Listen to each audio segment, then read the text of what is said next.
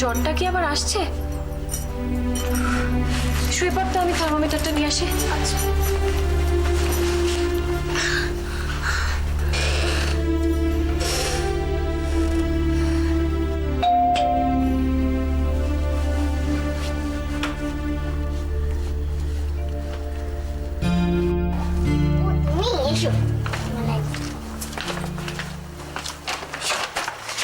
দিয়ারানী কেমন আছে? ভালো আছি। এই না, এটা তোমার। Thank you. শুধু থ্যাংক ইউ দিলে হবে না, একটু আদর করে দিতে হবে। ও রে বাবা, ও বাবা দেখি। আরে দিয়া, তোর তো জ্বর রে। কি এলো রে? মালা। ও মালা। দিয়া তো এখনো জ্বর। এই তো দেখ না। ওলি কি আসেনি? না মা, আজকে নিয়ে আসেনি। ওলি কিরিটকে একদিন নিয়ে আসবো, সেদিন আগে থেকে ফোন করে দেবো, রান্না বান্না করে নিয়ে আসবো, কেমন? একটু চুপ করে শুয়ে থাকতো মা। না কর, না বলো অব্দি মুখ খুলবি না, বন্ধ কর। বল মালা, তোর কি খবর? আর কি খবর? রোজই ভাবছি দিয়াকে দেখতে আসবো, সময় করে উঠতে পারছিলাম না। মা জানো, মালা আন্টি না আমাকে টেপটা দিয়েছে। তাই একটুখানি চুপ করে শুয়ে থাকো মা, নাহলে আমি জ্বরটা কি করে দেখবো? জ্বরটা কমছে না রে। দেখ না, আসছে যাচ্ছে। মালা আন্টি, ওলি কিটকে কবে নিয়ে আসবে? তুমি একটু চুপ করে শুয়ে থাকো আমি শোনা। বলবো কিন্তু এবার, বলছি না চুপ করে শুয়ে থাকতে। না হলে আরো বেশিক্ষণ ওটা মুখে দিয়ে থাকতে হবে। এই লতা, কাজ কর না, আমার তো বুটিকটা হয়েছে, একদিন দিয়াকে নিয়ে আয় না আমার বুটিকটা দেখতে।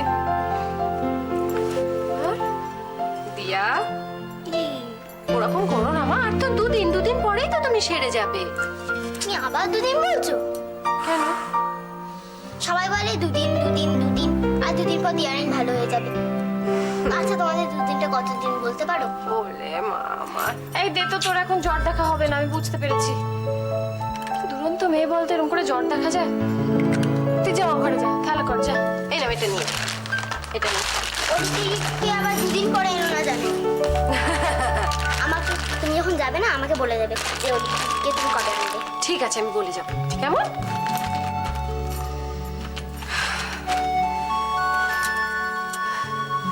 এটা জ্বরটা না গিয়েও যাচ্ছে না, জানিস তো। সেরে যাবে লতা, ভাবিস না।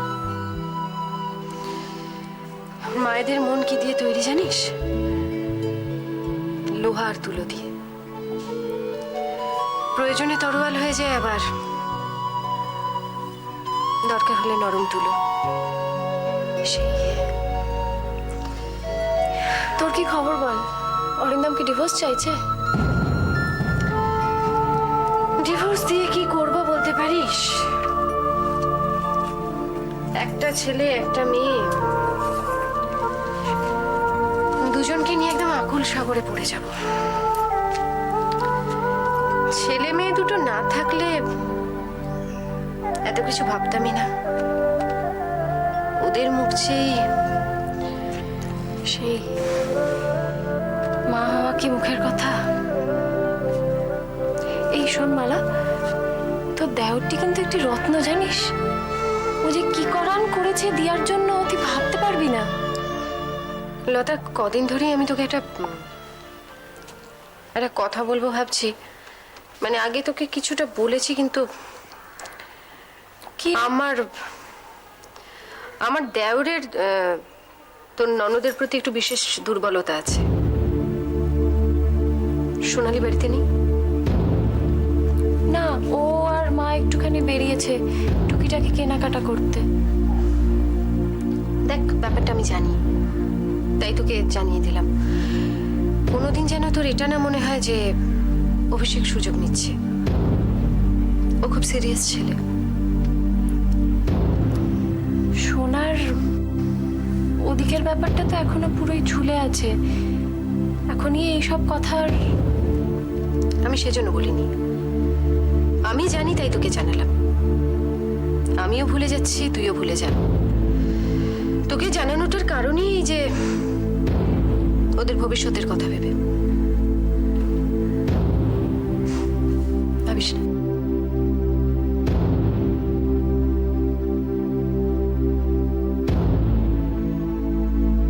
বিমলা,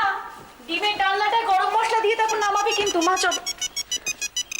হ্যালো, হ্যাঁ দীপঙ্কর দা, ধরুন আর 20 মিনিট। হ্যাঁ 20 মিনিটের মধ্যে পৌঁছে যাব, ম্যাক্সিমাম 20 মিনিট। ওকে ওকে। মা চলো চলো, দীপঙ্কর দা ওয়েট করছেন, চলো। আমি যাব না। কেন মা যাবে না কেন? শরীর খারাপ হয়ে দেখি। শরীর আমার ভালো আছে। তাহলে কি হয়েছে মা, কেন যাবে না? আমার ইচ্ছে করছে না নীনা। আচ্ছা এই হঠাৎ করে তোমার ইচ্ছে না হওয়ার কারণটা তো আমাকে বলো।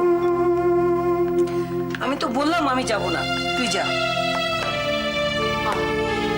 ওখানে সবাই অপেক্ষা করছেন। দীপঙ্করটা কতক্ষণ ধরে আমাদের জন্য অপেক্ষা করছেন। আমরা বললাম না 20 মিনিটের মধ্যে যাচ্ছি। নীনা, আমি কোনোভাবেই খোকাকে কষ্ট দিতে চাই না। আমি ওকে ছোটও করতে চাই না। সেটা তো আমি জানি মা। কিন্তু খোকা সেটা জানে না।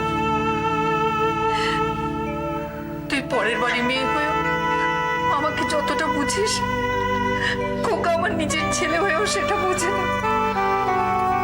আদিত্যর মধ্যে একটা চাপা দম্ভ আছে মা।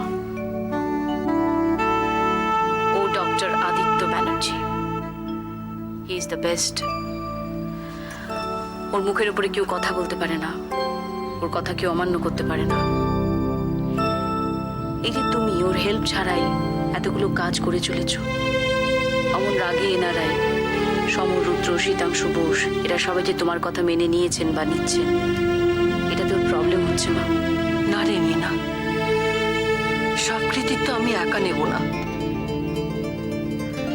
এই হাসপাতালের পেছনে তোরও অনেক দান আছে। আমাদের দুজনের কাজ দেখে আদিত্য খুশি নয় মা। আমরা যে ও সাহায্য ছাড়া এগিয়ে যাবো, এতগুলো কাজ করব, এটাও কোনোদিন ভাবতে পারিনি। আর ঠিক এখানেই ওর প্রবলেমটা হচ্ছে। আমি আর খোকাকে কষ্ট দিতে পারছি না নীনা, আর আমি পারছি না। খোকার এই দূরে দূরে থাকা, আজকাল খোকার চোখের দিকে তাকিয়ে দেখেছিস কিরকম কষ্ট মাখা, ব্যথা ভরা। ছোটবেলায় দেখতাম ওর বাবা যখন ক্রিকেট ব্যাটটা ওর হাত থেকে কেড়ে নিয়ে আলমারিতে রেখে দিত, তখন ওই রকম মুখ করে ঘুরে বেড়াতো। আর এখন এখন মনে হচ্ছে হাসপাতালটা আমি ওর কাছ থেকে কেড়ে নিয়েছি।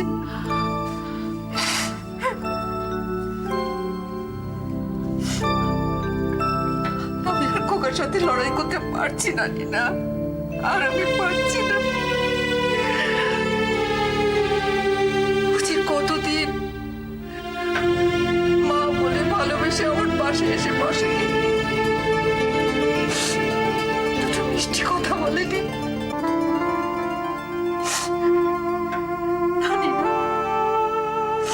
না, আমি আর এই হাসপাতালে থাকবো না। মা, মা শোনো মা, কেন তুমি এত ভেঙে পড়ছো বলো তো? কেন এত ভেঙে পড়ছো? এত দূর লড়াই করে এলে পিছিয়ে যাবে? আচ্ছা মা, আদিত্য তো আমার সঙ্গেও কতদিন মিষ্টি করে কথা বলেনি। তোমাকে বলে আমার বস, আমি নাকি তোমার চামচে। বলো তো, আমি কি ওর কথা কিছু মনে করি? কিচ্ছু মনে করি না।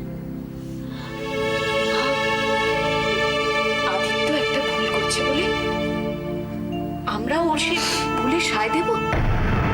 বলো।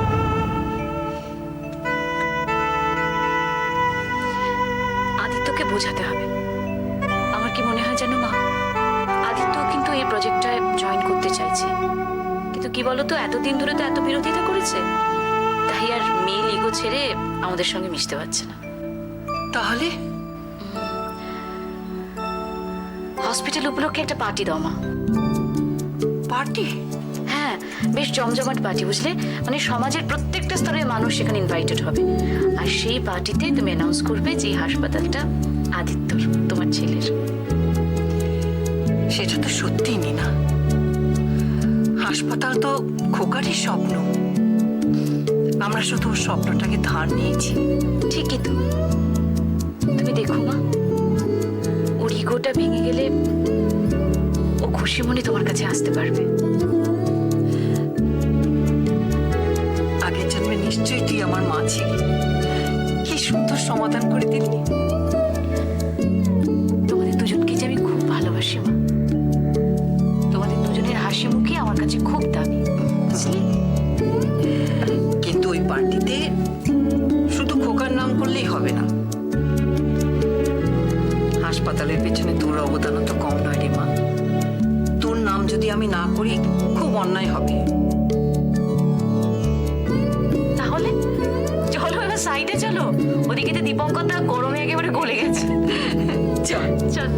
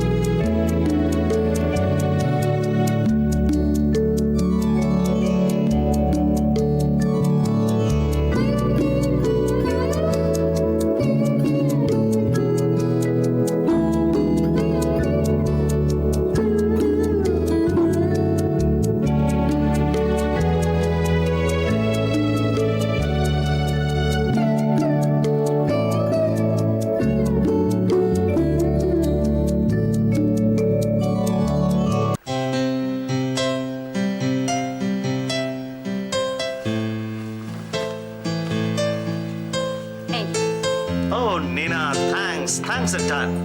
You are just a darling. কি কি সানসেটে পরে কোল্ড ড্রিঙ্ক? এটা তুমি কি করছো নিনা? আস্তে। কেন? কেন? ওসব পরে হবে, বাড়িতে মা আছেন না? ও রাইট, আমি তো এটা ভুলে গিয়েছিলাম। আসলে কি জানো, এত বছর ওদেশে থাকতে থাকতে না এখানকার এই ছোট ছোট সেন্টিমেন্ট গুলো ঠিক মাথায় প্লে করে না। কতদিন আগে মাকে হারিয়েছি, সত্যি তো মাসিমা তো পছন্দ করবে না, এটা যে কেন আমার মাথায় আসে না। আচ্ছা, আমি একটা সাজেশন দেবো। হ্যাঁ, আপনার বন্ধু আজকে চেম্বার থেকে ফিরে আসলে দুজনে মিলে যান না কোনো রেস্তোরাঁয় গিয়ে বসুন না। আরে কি হলো, আর কি কিছু বললাম, কি হয়েছে? আচ্ছা তুমি আমায় সোজা সোজা বলো না যে বাড়ি থেকে চলে যেতে। চলে যাচ্ছি, ঘুরিয়ে নাক দেখাবার কি দরকার? বুঝতে পারছি না, কি কি আমি কি তুমি বললাম? বুঝতে পারছো না? না। তুমি আমায় বাড়ি থেকে চলে যেতে বলছো। শীতাংশু, সত্যি বসুন, রাত হয়েছে, আমার আর কিছু বলবো না। চলো চলো।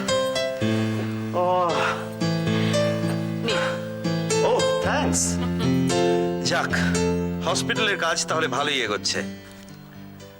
হ্যাঁ, তা হচ্ছে। নিনা, তোমার দুভুরুর মাঝখানে চিন্তার ছাপ, এনি প্রবলেম?